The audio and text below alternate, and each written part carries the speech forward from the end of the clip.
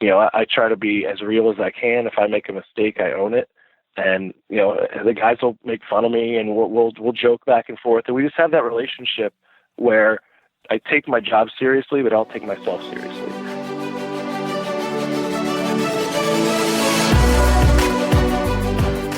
Hello and welcome to Ahead of the Curve. I am Jonathan Gelner, and thank you so much for being here.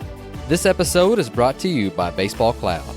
Baseball Cloud's revolutionary software platform brings to life the numbers captured by TrackMan and FlightScope. This provides colleges, players, and facility owners around the world a turnkey product, allowing them to analyze their data using key metrics and custom visualizations on one intuitive user interface. Go to baseballcloud.com to find out how you can have your own data analytics department for your program. Data has a story to tell, and Baseball Cloud gives it a voice. On today's show, I get the pleasure of interviewing Matt Midkiff, head coach at Swarthmore College. Midkiff was formerly an assistant at Swarthmore and returned to the college after serving as the head baseball coach at Eastern University from 2009 to 2012. In 2018, Midkiff led Swarthmore to the best season in school history. They won a record 38 games, including 15 in the Centennial Conference, securing the number 1 seed in the conference playoffs. They also won the school's first conference title, went on to win the NCAA Regional in Auburn, New York by sweeping all 4 games, and advancing to compete in the Division III World Series in Appleton, Wisconsin. Midkiff was named Centennial Conference Coach of the Year, D3 Baseball Mid-Atlantic Region Coach of the Year, and ABCA Mid-Atlantic Region Coach of the Year. On the show, Coach Midkiff shares how he entered into head coaching with a list of things that he would accomplish in the first 100 days, but we also go into how he juggles drills with the 16 fall days that he has with his players, the rules and standards that his team has to live up to, and how he goes about building strong bonds with all of his players. You're going to love this episode, and here is Matt Midkiff. Matt, welcome to the show. Thanks, Jonathan. Great to be with you. Absolutely, and I'm so thankful to have you on today, and I'm really excited to get to know you better and get to know your program a little bit better and how you got to where you are today. But if you don't mind, just give us a short intro of your baseball career, baseball background, and why you decided to get into coaching. Well, I grew up just outside of Tampa, Florida, and played high school baseball down there. Had a scholarship to the University of South Florida, was there for 2 years, transferred to Morehead State University in Kentucky, where I was there for a year and actually sustained an injury and ended up getting a medical red shirt. And then I found my way to a Division III school in Northeast Pennsylvania, Wilkes University, where I played my final 2 years and was able to get a grad assistantship, which kind of got me on my road to coaching. Then I took a job in Borger, Texas, Frank Phillips Junior College out there. Was there for a year. Went to Swarthmore as an assistant coach here in just outside of Philadelphia. And then I was at Eastern University for 4 years as the head coach, and now have completed 8 years back at Swarthmore as the head coach at Swarthmore College. Well, perfect. Well, I would like to get more into the nuts and bolts, and I think that's what this show is based around, because I want to get to know you, and I want to get to know your program, but I also want to get to see it and feel it on what you guys are doing on a daily basis to make your players better, because in the end, we want to make everything as efficient, and we want to develop them in a way that just is the best in our region, the best in the country. So what did the vision look like for you when you decided to get started, or when you accepted the job, and what were some of your first steps? And taking fact that when this episode airs, there's going to be a lot of first-year coaches who are going to be in their first month or two in their first year. So how did you kind of lay out the steps to get to where you are now, but what were some of the first things that you did? Well, one thing I did going through the interview process, which really helped me, was, and I put it in my packet for the committee, was I listed a first 100 days and what I would do in the first 100 days. And we've seen presidents do things like that, but it really helped me stay focused and stay, day to day and trying to chip away at some of the little things. Yeah, it was really, and I wish I remember who suggested that to me, but it was awesome. And it really helped me stay grounded, because the great thing is that someone says, hey, here's a program, go run it, it's yours. And The bad thing is that someone says, "Hey, here's a program, go run it. It's yours." Yeah, no doubt. You get really, really scared right away, and it's everything you ever wanted, but you don't know what you're getting into. So I think that's something that really helped me. And in the vision for our program, I saw a school that was consistently in the top 3 rated academic schools, in the country, especially for liberal arts. So for me, that was very exciting, and I thought that there's no reason why this amazing school can't attract amazing athletes and amazing baseball players. And so the goal was always to match the academic experience and the baseball experience, and give these young men who have among the best minds in the world in the classroom, give them some similar type experience on the baseball field so that they can achieve and they can grow as baseball players just like they would as a student athlete. Well, there's a couple things that I'd like to unpack with that. And the first one, do you remember what were some specific things that were on your 100 years thing? I know that our listeners that are really getting into it now are going, Gelner, you got to ask him, what was on that list, because there's maybe some things that I can add to it. And then I'd like to go back into the academic piece, if that's okay. Yeah, absolutely. So I think I have it somewhere. I wish I pulled it out, but it was small things and big things. So what I tried to do was have specific things that I could knock out in a day, and then I had some longer term projects, things like assessing equipment needs and uniforms and all those mundane tasks that are very important to the program that take a lot of time. I got the job in August, and we have an early decision deadline in November. So from a recruiting perspective, I had a lot of recruiting things on there, specifically who to contact, what avenues I would go to try to find the players that were still available, things of that nature. And then, things about, integrating into campus and meeting people, finding out who my players were, contacting all the players, things like that. And that is a list that I can find, and I can try to get to you so that some more of those specific things could be put out there, because I'd be happy to share that with anybody. Yeah, of course. I think that would be, nothing but helpful. And we're all thieves in one way or another in the baseball community. And I'm looking at that and thinking I haven't heard that a whole lot before. And so I think that would definitely be helpful. So if the listeners, if you send that to me, I'll make sure and send it out, or they can send you an email when I give it at the end of the segment. But with the academic, I mean, is that I don't want to say that's a recruiting hurdle, because that may be something that is it draws people to your school, but also at the same time, it's probably something that there's some kids that you may not be able to recruit because they're not high enough academically. So tell us a little bit about that, and not necessarily that it's a struggle, but something that you have to navigate. Sure, and it is a question that people ask a lot. Like, how can you find guys that are a 1450 or a 33 and 4.0s and all that? The first answer is they are out there. And the great thing about a school like Swarthmore is those young men who have those academic qualifications are national and international even. So we can look everywhere to find them. And I like it in the sense that it does narrow my search. So, Coach K gets the top 100 players in the country, and he recruits off of that list. My situation is similar in the fact that, we probably are looking at the top 5% of students in the country, maybe 10%. So it does narrow it. There are definitely some disappointments when you see somebody with a 12.10 and a 3.9, and you say, wow, that's a really good student, and it is better than I ever was, but still, not someone that could get into Swarthmore. So I do think that it can be challenging at times, but I really like the type of student athletes that we deal with, and I like the challenge of kind of going out there and finding these guys and having the opportunity to recruit them. I love that. And so let's go ahead and get in. So you get them on campus, and what does this upcoming fall look like for you? And kind of give us a rundown of what your time restrictions look like, and then how you are making the most of them. Well, in Division III, we have 16 days of practice that we can have in the fall. Some academic conferences actually have fewer or no fall season at all. So we're fortunate in the Centennial Conference that we do have that opportunity to have 16 days with our players. And what we usually do is have a 4-week fall segment, and we'll do 4 days a week. We do a lot of teaching and really getting into seeing the new guys, integrating the new guys into the program, and just talking with guys and seeing where they are. evaluating them. And then we also like to see them compete. So we definitely have a competitive component.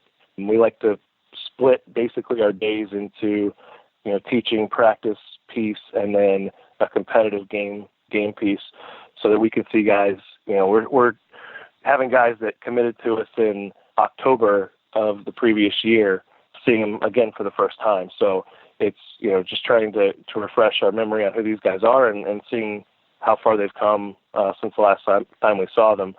We also have a huge strength and conditioning component to the fall. That's where I feel like our team makes the biggest jump, because our strength and conditioning coach, Chris McPherson, is, I think, one of the best out there. We made some huge jumps under his guidance. And, I think especially at our level, where it's really hard to force someone to lift weights or to condition, having that component be central to your program really helps, I think, make a program move. It'll make the program move to the next level. And I feel like that's really what happened to us, is our players bought into what Chris was providing and have just hit the ground running and love to be in the weight room.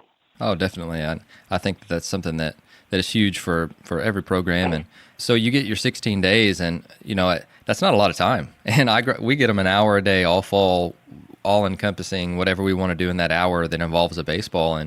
And we're trying to figure out how to get them better within that. So besides the lifting aspect of it, what were the things that you said this year that you're like, we have to make sure we do this, or just whatever that looked like for you, and how you're making that work? And I know there are some guys that would say, well, we want to make sure we get all of our team defense stuff installed before January when we can practice whenever, or we're going to use this time to develop them individually, or a mix of both. So what's the route that you go, and tell us a little bit about it? So with our guys, we have a lot of academic stresses and pressures on our guys, so we have to be extremely efficient.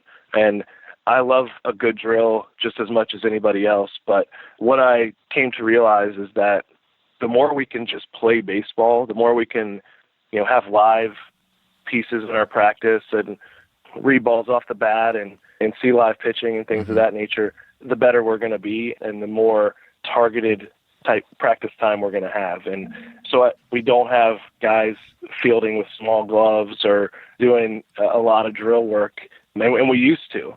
But now I feel like the best use of our time is to play baseball. And again, it sounds really simple, but to me, it's just watching these guys play and just giving them an opportunity. We do a lot of two-pitch, so that guys are reading balls off the bat, and we're getting live reads and everything, and we just make sure there's something live, baseball game type situation in every practice that we have. So that's kind of where we like to be and what we like to do, especially when we're on the field. And in the spring, early spring, sometimes we're in the field house and we're not able to be on an actual baseball field for a little while. So when we get a chance to be on a baseball field, we want to play as much as possible. I love that. And I know that in the social media world, everybody loves what the newest, greatest thing is. And I think that there's some merit to that, but I also think that simple wins and finding the best formula for your team and the time restrictions that you've got. And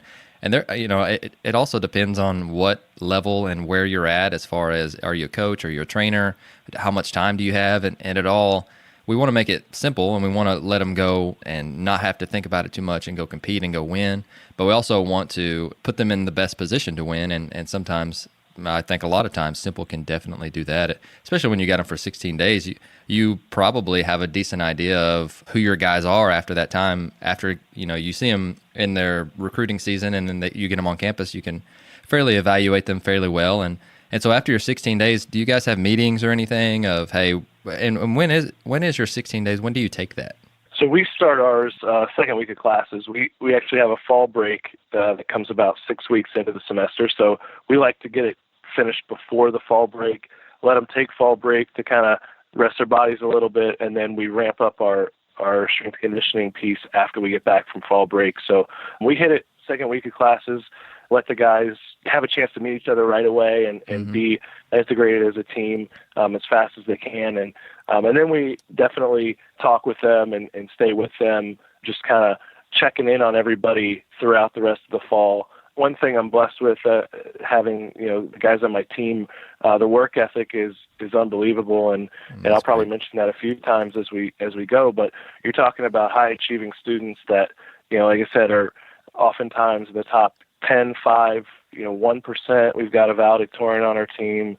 Okay. We've got some perfect ACT, SAT scores on our team, and so these guys are used to putting in the work and achieving, and so once we were able to kind of find the guys that had that same mentality when it came to baseball, the group just really took off. And so, there's really not a lot that I have to do in terms of motivation. These guys are very self-motivated. We just kind of have to guide them in the right direction. But if they're going to do it, they're going to do it 100%. And so that's where the high academic, student is really fun to coach. Definitely. You're probably one of the few guests that I've had, and one of the few people I've talked to that could probably have 17 bunt defenses and first and third plays and then remember them all. Yeah. What's funny is, I told them, these are our plays. This is what you have to know it by the first day of practice. And we walk out there and they don't miss one. That's so great. it's really cool. And, and just the maturity level that they have, and it just allows, coaches, they're just people. They're just, guys that we need to talk to. I can get a point across. I don't have to yell. I don't have to scream. I don't have to go crazy. I just have a conversation. And because relationships are something that we pride ourselves on, we could sit down and have a conversation, and, everything seems to be understood, and we move forward from there. Oh, you've got to love that, and you've got to love that aspect and that maturity. And they're going to be great professionals in whatever field that they choose. So I'm sure that that's a pleasure to get to work with that every day. And so let's rewind a little bit. You talked about the vision of your program, and it's one thing to have a vision, and then it's another thing to completely to implement it. So how are you on a daily basis or weekly basis, monthly basis? How are you making sure that the environment is what you want it to be, and the culture building aspect is what you want it to be as well? Well, I think it does go back to relationships, and myself and our assistant coaches, we develop a strong bond with our players and their families too, which is something that, is sort of a recent development in the last, 2 or 3 years that, I think a lot of coaches, the parent piece is very difficult to navigate and understand how that fits in. But, what I've tried to do is help the parents understand that whether, playing time is a whole separate animal, and what we want is for our players to grow as young men. We want them to enjoy their experience, and that could be on the field. It might not be, but we've had a lot of buy-in from our guys, just finding their niche in their role in the program.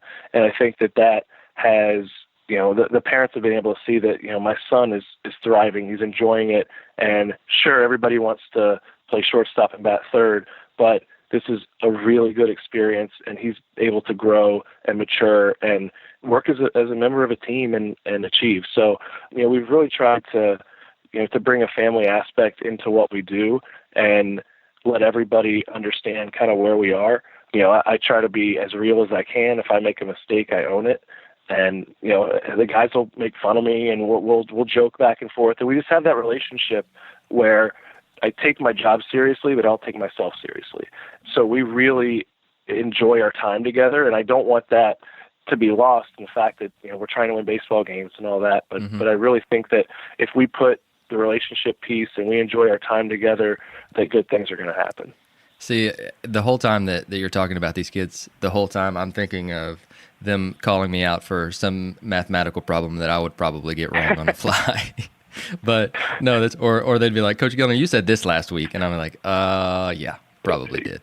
But they don't forget. They're very much like wives. They don't forget anything. Oh yeah, there you go. That's perfect. So yeah, they're I will say that I have so much respect for them and what they do that it makes it easy to interact with them, because they amaze me, the things they're able to accomplish and put the time in that's needed to be a college baseball player. No doubt. And I think that's a huge part of the personal development piece. And you said it all comes back down to relationships, and I think that's a huge aspect. And I think that spending time with them is a huge aspect. I think communicating with them on an equal basis is a huge aspect. And I try and ask them questions away from baseball as much as possible, just because, the coaches that we loved and got to know us more on a personal level than any other level, and they knew maybe our parents, or at least what they did, and what our goals were, what our why was, why we decided to play the game of baseball. And is there anything that specifically you do just to make sure that, because for me, we've got 50 guys in our program, 50 plus guys, and I want to get to know them all really well in the 4 years that we have them. But I usually try and keep like a sheet of who I talk to, or have a roster of, okay, I talked to this guy and I asked him a couple questions today. I want to try and get to this one tomorrow, just to make sure I don't want to miss somebody, because I think we all get stuck in our position groups, or for me with the hitting side, if I never talk to the POs, and so I just want to make sure that I hit them and get to them at some point in time, and ask them some questions about themselves personally. But is there any better ways than that you've done, or is there anything that's specific to you that you try and make sure and you talk to with each player? It's along the same lines of what you're doing, and I try to make it, during stretch or something along those lines, try to make sure I have as many contacts with those guys as possible. Mm-hmm. I try to have a specific connection with each guy. Maybe it's a joke, or maybe it's something that we tease each other about, or something, from their major that's really interesting that I don't understand, but I ask them about it anyway. Things like that I know mean something to them. Mm-hmm. That, about same thing that you're saying, parents, brothers and sisters, and just, things that really interest them as people, because I'm sure, you have things that are not baseball related that you love and are passionate about, and I do too, and these guys do as well. And I want them to understand that as much as we love baseball, it's not the end all be all, and there are a lot of lessons we're going to learn from it. But if we don't win a national championship every year, that doesn't mean it's a failure. That just means we didn't get it done on the field necessarily. But there's so much that we can learn from being together, and hopefully some wisdom that I can impart on them.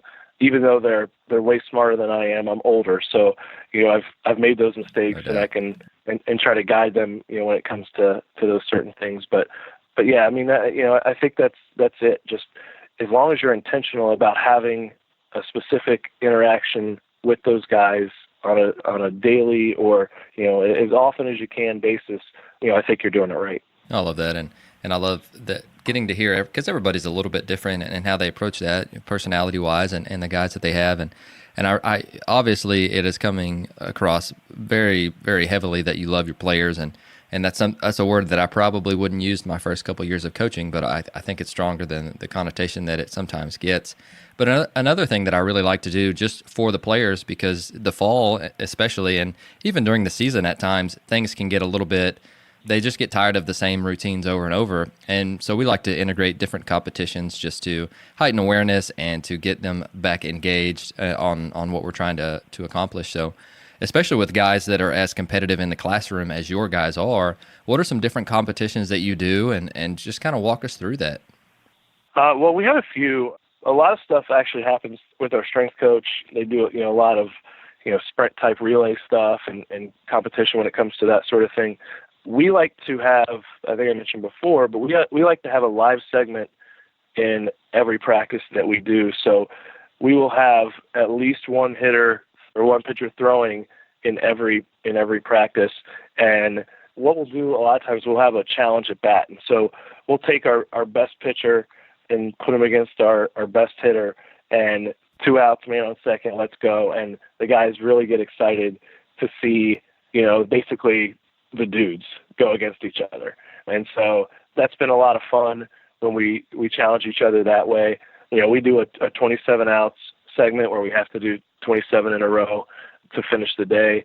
Another good one that we stole from somewhere is you do a specific number of balls for in and out. So let's say you do a 3-ball in and out, and every time you make a mistake, you take a ball away.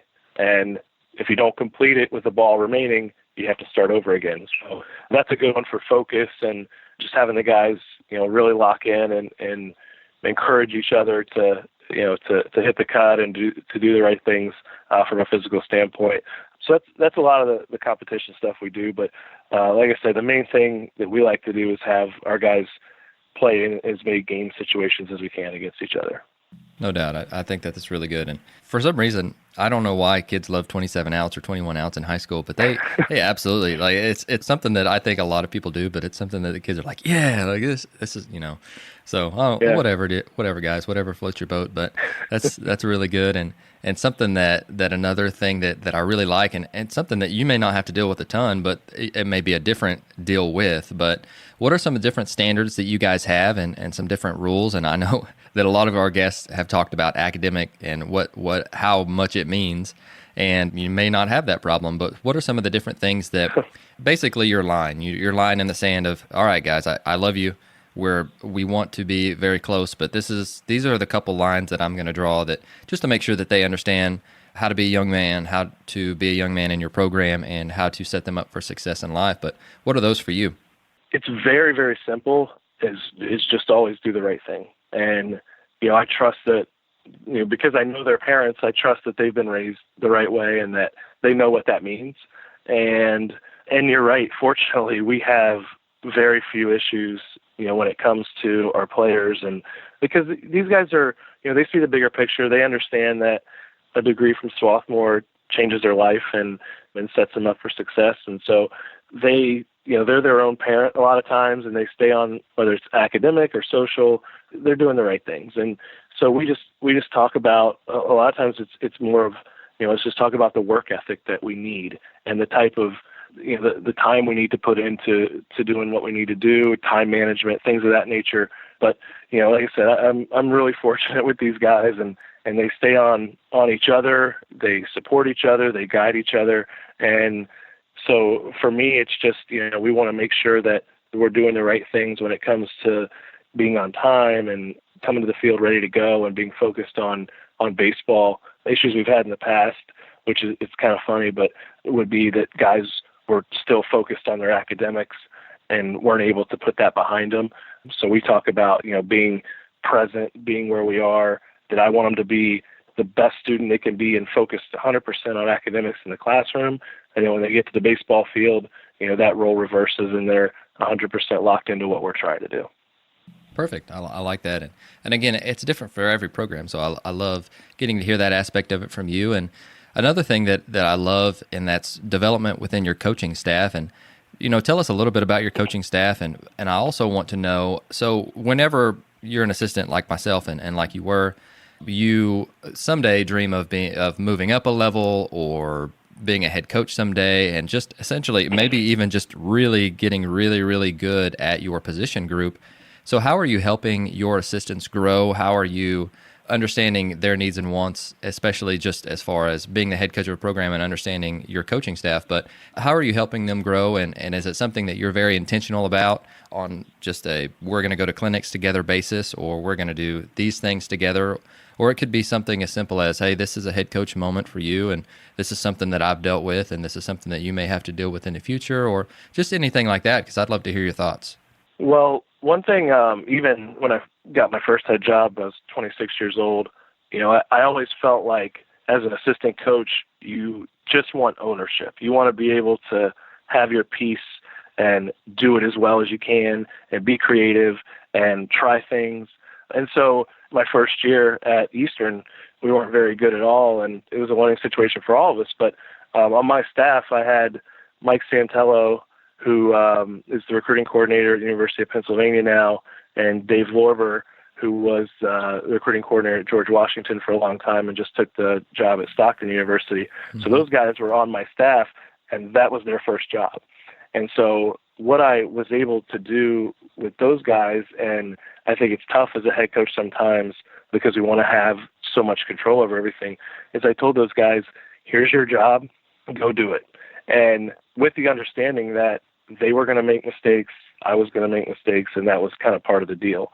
And those guys did an awesome job. They made some mistakes, but now they're amazing coaches and doing amazing things at such a high level. And so after looking back at that, I thought, well, if I can let these guys do it and make mistakes and grow, then the next group I bring in, I can let them do the same thing. And so I've been really fortunate to have these young guys that come in and want to work. And so what I try to do is give them responsibilities and let them do it. And I always say I'd rather you make a mistake for me than when you're coaching at Stanford, so that you have an opportunity to grow and learn. And we talk about failure with our players, and you're going to fail, but it's only failure if you fail to learn from it. I want the same thing for our assistant coaches, and so our coaches do a really good job. I have no full-time assistant coaches, but they put in full-time work, and I know a lot of assistants out there, and so I just try to oversee them, point out things, give them ideas to think about, and then let them have ownership of their area.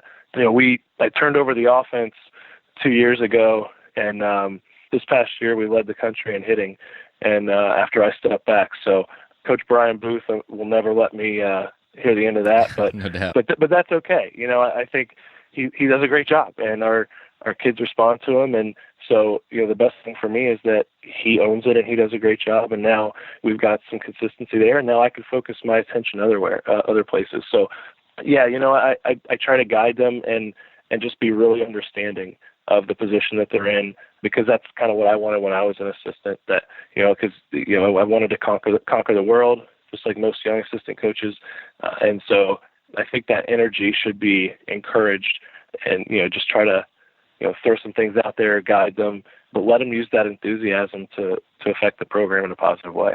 Well, now you've perked my interest. So you step back from the hitting side, the offensive side, and you guys lead the country. Besides getting him on the podcast, what were some things that you guys did offensively that you thought were really helpful so that I can steal them from you, essentially? Well, we have most of our stuff, and we kind of goes back to the same thing, is everything is very simple. So we do minor tweaks, but a lot of our stuff is just approach based.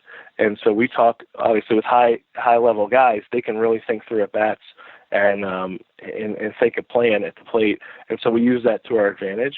And so we have an approach for less than two strikes. We have a two-strike approach as well, and in a situational approach. So we've got these three situations that we go through pretty regularly and get the guy's mind out thinking the other side. And so we use that to our advantage.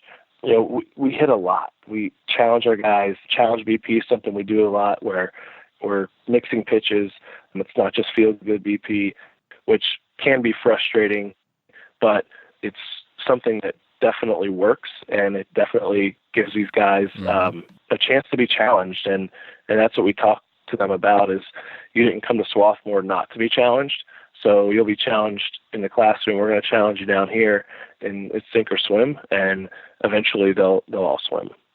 Definitely. I love that, and some of the stuff that we are doing, and I think that doing that consistently only has benefits, because we're trying to prepare them for the game essentially, and I'm sure that your kids know that, and I'm sure that you have to deal with some frustration because they are probably really good at what they do a lot of the times, and so that may be a whole nother conversation. But whenever we're going into the spring, what are some things that you do, not necessarily do different, but what are some things that you feel like you do efficiently in practice? And you can go through a skeleton practice if you want to, but essentially I just want to know, what are some different maybe drill sets or team series, or just the practice plan itself? What does that look like? And what are some things that you do that's maybe a little different, or maybe some things that you do different now that you did before that are a little more efficient ways of doing it? Does that make sense? I know that's a lot in one question, but I just want to get a look into your spring and see what you do for practice and see if I can tweak some things for us. Yeah, so one thing we started doing this past year is, after our throwing program, we get all the positional groups. So the outfielders go to the deep part of the outfield, infielders are in the middle with the first baseman, and catchers are on the line. And we actually do a relay series after we throw. So everybody gets cutoffs and relays, and that's like a whole production, and you try to do it once a week maybe, and it's a lot, and guys are throwing maybe too much. And so what we've done is we've built it into our throwing program where we'll have, each catcher gets a line. And so we're working on our verbals, we're working on our relays and letting the outfielders, field a ball, throw it to the relay man and get it to the plate. Catchers are working on tags.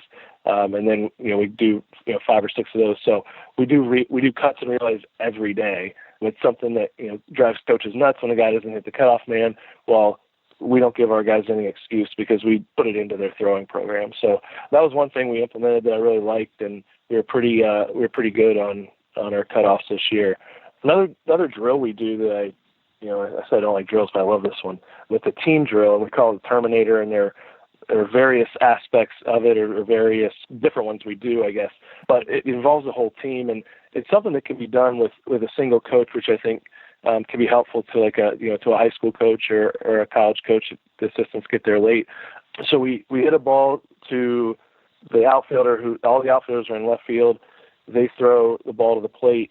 Catcher catches and tags, throws the ball to second base. We put an additional second base behind it so that the shortstop will catch and tag, and he'll flip to the second baseman who will turn a double play to the first baseman. We have another first base bag behind the regular first base bag as well. He catches the ball. He rolls the ball to another first baseman who fields it, and we have a pitcher covering, and we flip it to the pitcher. He steps on the bag. So very confusing. Happy to sing that one too. But it involves the entire team, and our guys really love it. And we've just kind of gone crazy. We went, Terminator 2, T3, and so we kind of keep going, and where we just involve different throws, and some of these we can do indoors, and so we just get creative with that, and a lot of like throwing and catching and just basic stuff as we talked about.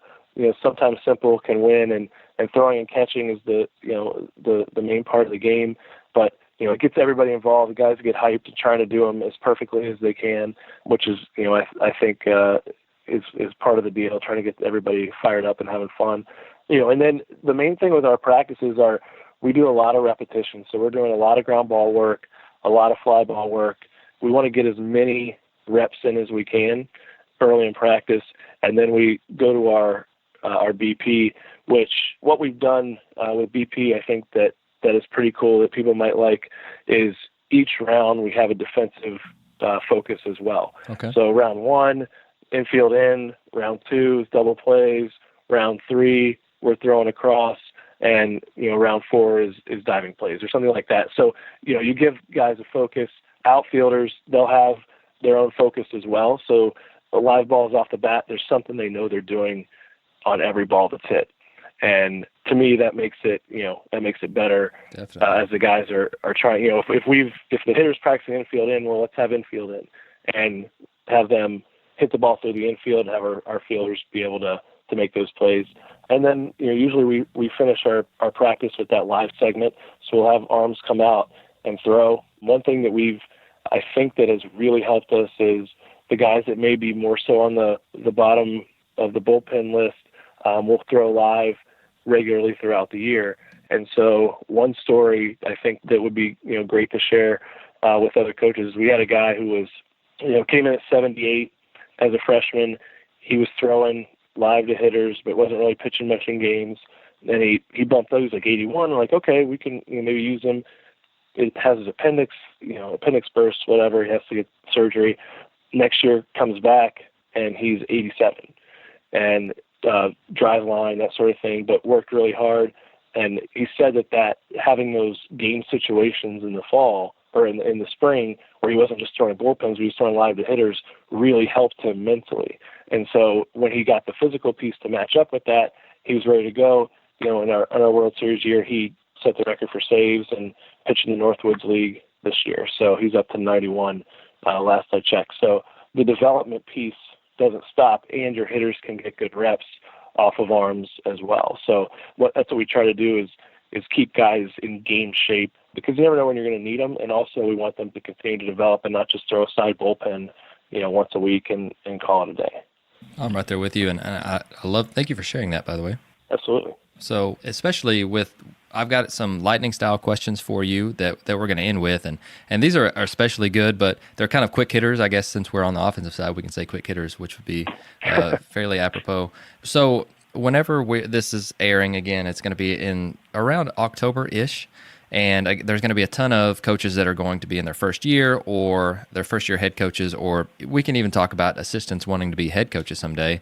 But if you could go back and you could tell yourself one thing, or if you could give those coaches one piece of advice, what would that be? I would say don't get your self-worth from your team's performance. It's really hard to, my first year we were 3-29, and I'm not sure how I won 3, but it's really hard to not devalue yourself for the job you're doing based on your team's record. But I would just say, trust what you know, and but be willing to adjust. And maybe your team at that time is not ready for everything you're going to throw in there. Take your time, let them grow with you, get the right kids in there that want what you're selling, and then things will take off for you. Man, it's something that's easily said and something a lot of people say, but it's not easy to do at all.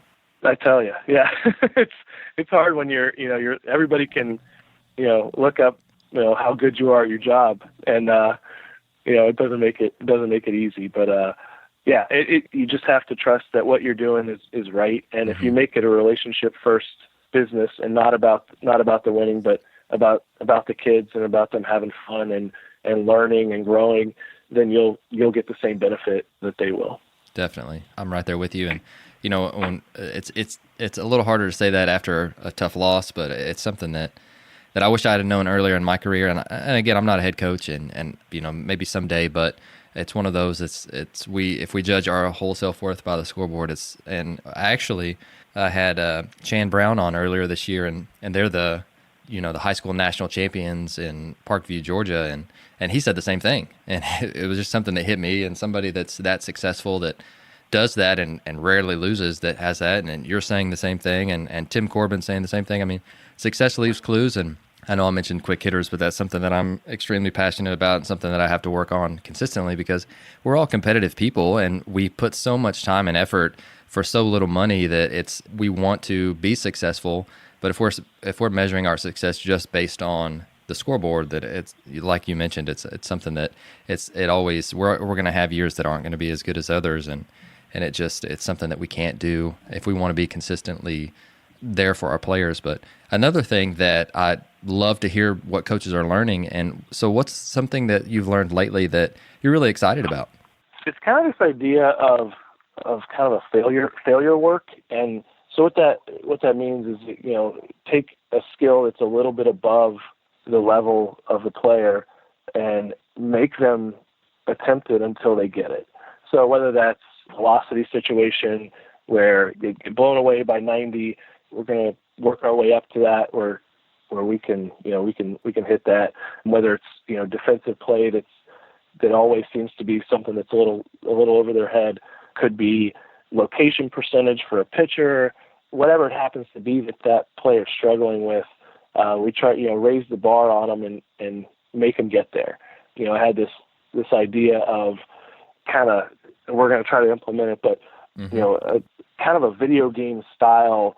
You unlock the next level. So if we're bunting off a 75 and you can bunt it through the cones 3 times, you unlock the next level. You can try it at 80, and kind of let the kids compete to get to that next level, and then keep going. And everybody kind of can see who's advancing and who's working. So if I'm not able to do that bunt drill, then I need to get there and I need to work on it. And I need to, because I don't want to be the last guy at level 1 when everybody else is at level 7. So just kind of creating, internal competition, even competition within yourself, but allow them to fail and then keep going and feel the achievement of finally getting over the hump and finally getting to that next level. That's something that, we're gonna implement more so this fall, and I'm excited to get into it.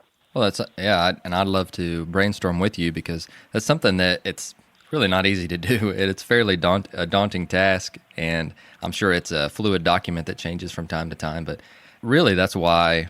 Again, this is not quick hitters anymore now that I'm taking up most of the time on this, but it's something that it really has a lot of merit. And I got to speak at a couple of clinics last year, and this was one thing that I really wanted to do better at, because whenever you increase the level of difficulty that challenges them, it makes them want it more. And they talk about it being a little bit out of your comfort zone. I think they say 4%, but at the same time, that's not easily attainable in a team setting, and it's something that if there are any listeners out there who are wanting to do something similar, I would love to hear their thoughts on it, and we could make something like this. But definitely leveling up, and you're not only meeting them where they're at, but you're challenging them in a way that is making them better, but not in a way that is just beating them over the head, because there's definitely a balance between the two.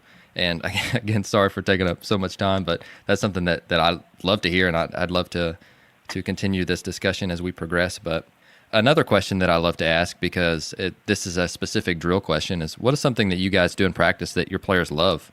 And don't say 27 outs. Okay. Well, we got this thing. It's called 28 outs. It's one better than 27. That's pretty good. I mentioned the Terminator drill, and that's a really good one. We'll do the lightning drill sometimes, which is it's a BP drill, and any ball in the infield is double play. Anything that goes to the outfield is relayed to third. And we do that with base runners, which I think is pretty good. And the guys like it because they're always moving. We do some simple stuff like dirt ball read drills and let the catchers work and block and throw. And that lets our runners understand how difficult it is for a catcher to block a ball, pick it up and throw them out. So we do, one thing we did focus on this past year was running the bases better. And I think we did a good job of that. So we like to incorporate base running stuff as much as we can, whether it's a specific base running drill or whether we integrate it into a BP situation or something like that. Perfect. I love that. And again, it's if we can construct a practice on all things that our players love, then it's going to be pretty good, and they're going to be wanting to come back every day hungry. But another question, and this one is probably my toughest question, so prepare yourself. But my wife and I were going, so we started this weird thing. It's called Table Topic Discussions, and it's like a different question that really makes you think every other day. And there was one the other day that I found that really made us think, but I also wanted it to apply to baseball coaches, because we have things in our minds that really do work for our programs that other coaches may disagree with us about, depending on theirs, and analytics maybe even disagree at times. But what is something that you believe that other coaches may disagree with you about? I think that having fun is the most important part of a team's success. Tell us more. So last 2018, when our team, we went on a nice run and ended up in the World Series, which was completely unexpected because we were 16-22 the year before.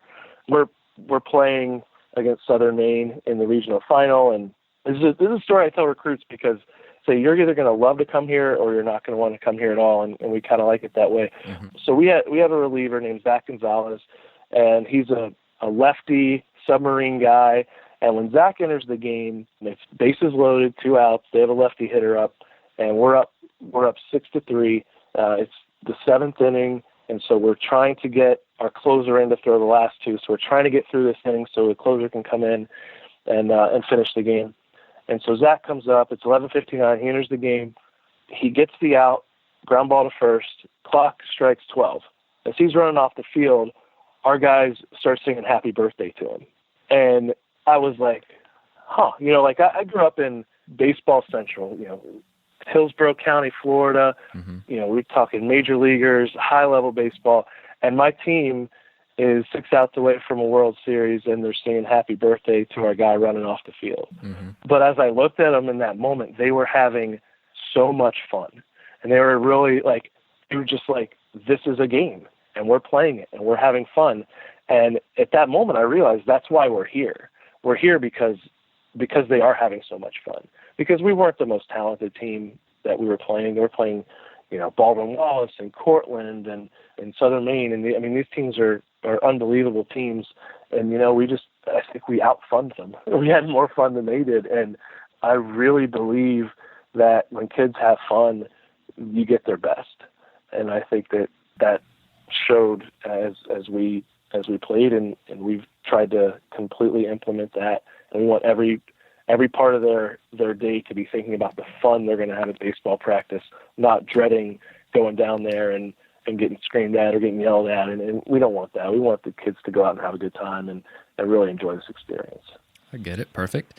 Last question. Well, second to last question. If we came to your practice, what would be 3 things you think would stand out or things that we would notice? Definitely energy, efficiency, and encouragement. Like I said, we like to have fun. We try to have the most positive environment we can so that, these guys are really feeling supported and feel like, they can conquer the world. And so, I think that energy, efficiency, and encouragement. Definitely. And I like that. I think that's, energy is so vital to engagement. And, it's something that there are days that being a new dad, especially last year during the season, that I felt like I let my team down energy wise. But man, do you feel like they feed off of you a ton?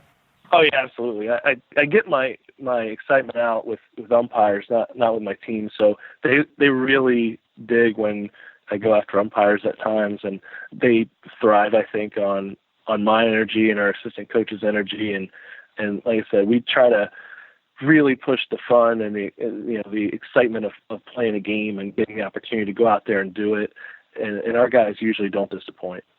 Love it. Well, another question that I think every coach asks other coaches, and it's not something that is easily attained, but what are a few of your a couple of your favorite resources? I think if somebody asked me, I would give them a list of about 50 books, but what are some of your favorite resources? They don't necessarily have to be books.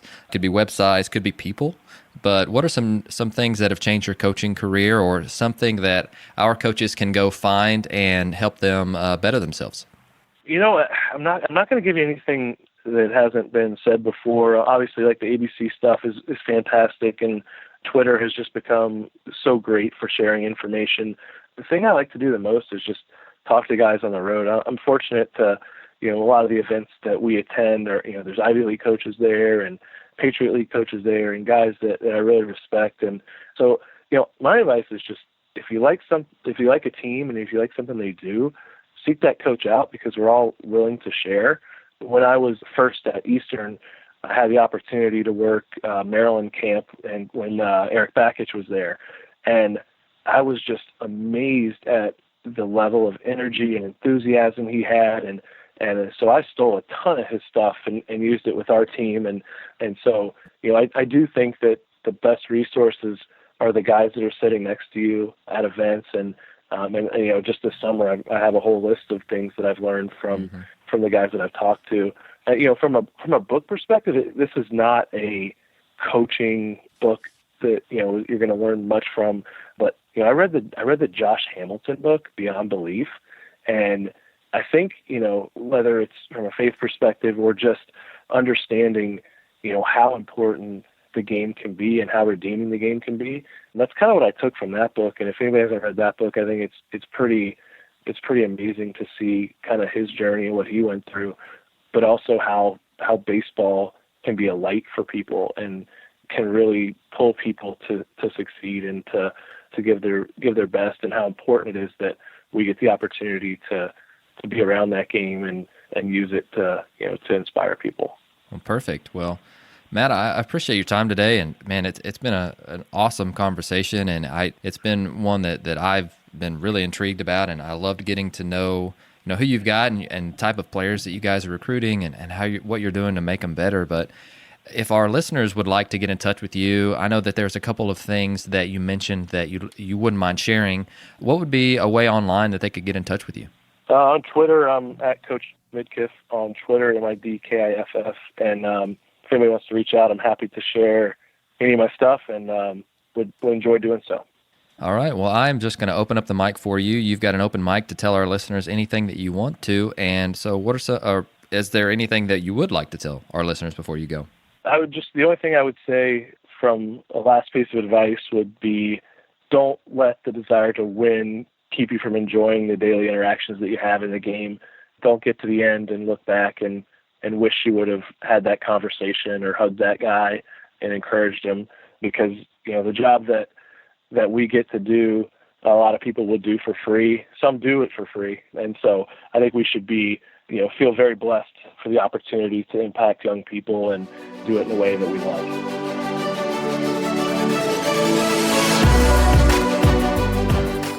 Thank you for listening to Ahead of the Curve. You can subscribe on your favorite podcast platform, which can include Apple Podcasts, Google, Spotify, Stitcher, or YouTube. And if you're enjoying the podcast, please share it on social media to help get the word out.